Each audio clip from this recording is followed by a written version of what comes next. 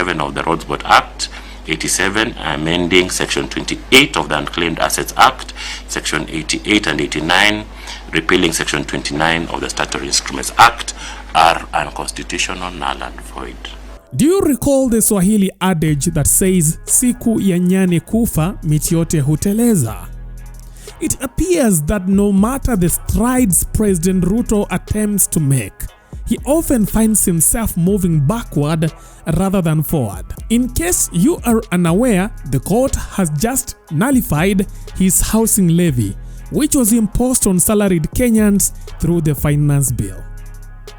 On Tuesday, November 28th, the High Court declared several sections of the Finance Act 2023, including the housing levy, as unconstitutional. Hello, my name is Chief Okuzo from Plug TV. Now, this decision comes after many months of advocacy by Busia Senator Okiya Omtatah, who vehemently opposed Ruto's finance bill and promised to challenge it in court.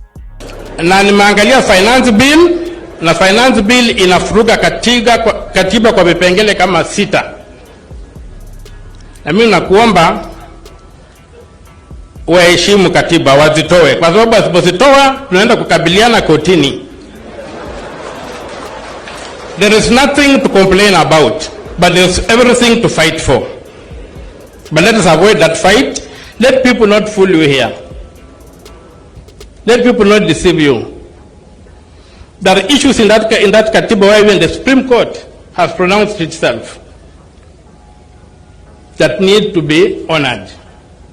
We have things in that katiba kama hii housing levy. Ilikuwa kwa ile nyingine na mimi ndio nilienda kotini kaichapa mpaka ikarudi kwa voluntary. Sasa mnataka tena nirudi kotini?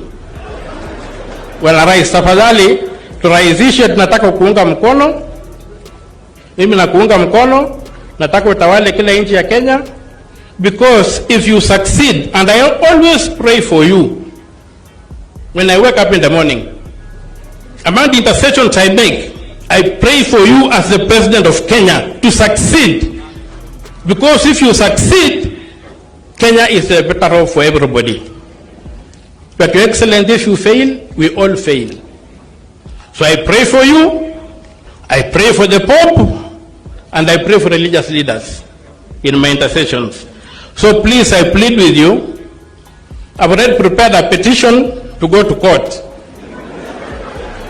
But when I heard you are coming to Busia, I did not find it last week. I held on. I pray that we look at this bill. If we can avoid having to go and fight in court, we avoid. But if people are coming here to say that everything is okay and what have you, then next week we shall be fighting in court, and it's bad for friends to fight. Ultimately, the court sided with Omtatah rather than Ruto. 7 of the Roads Board Act, 87 amending Section 28 of the Unclaimed Assets Act, Section 88 and 89 repealing Section 29 of the Statutory Instruments Act are unconstitutional, null and void. That Section 84 of the Finance Act violates Article 10, 2BC, 27 and 201 of the Constitution and is therefore null and void. That an order is granted prohibiting the respondent from collecting, charging or otherwise the charge known as the Affordable Housing Act on the basis of the Section 84, and all prayers on the consolidated petition not specifically granted are dismissed, and this being a matter of public interest litigation, each party shall bear its own. A 3-judge bench consisting of Justice David Majanja, Christine Meoli, and Lawrence Mugambi ordered the government to halt the collection of the housing levy, ruling that it violated the constitution. Surprisingly, the government has shown reluctance to refund those whose salaries had already been reduced when Ruto signed the bill into law on Monday, June 27, 2023.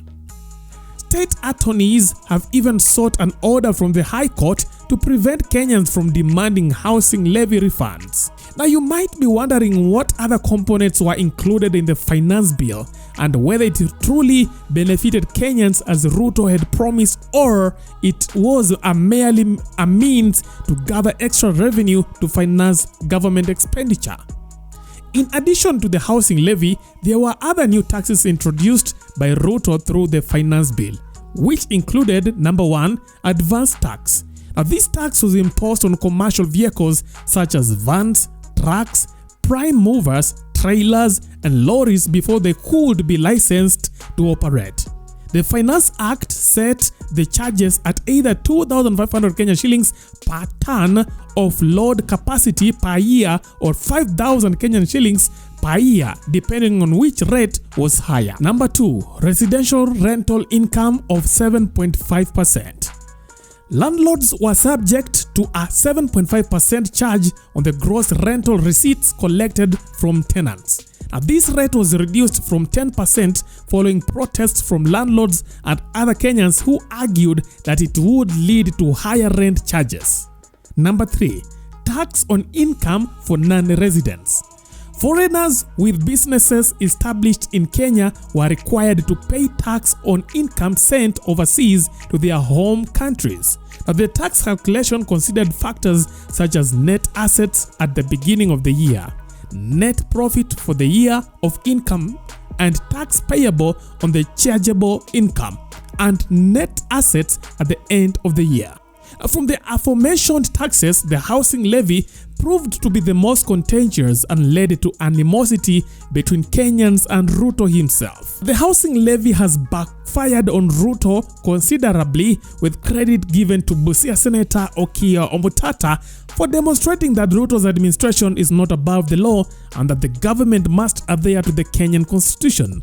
And I'm telling you, after watching what the court has said, right now I feel like Okiya Omtatah is the biggest threat in the government. Yani, the government might planning to make any move, Okiya Omtatah is already in court challenging that move. Anyway, if you meet with the Busia Senator today, what would you tell him?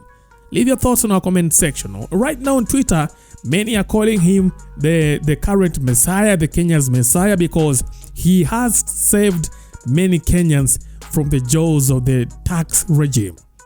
Leave your thoughts in our comment section. That is it for now. Thanks for watching. Let's meet next time. Bye-bye.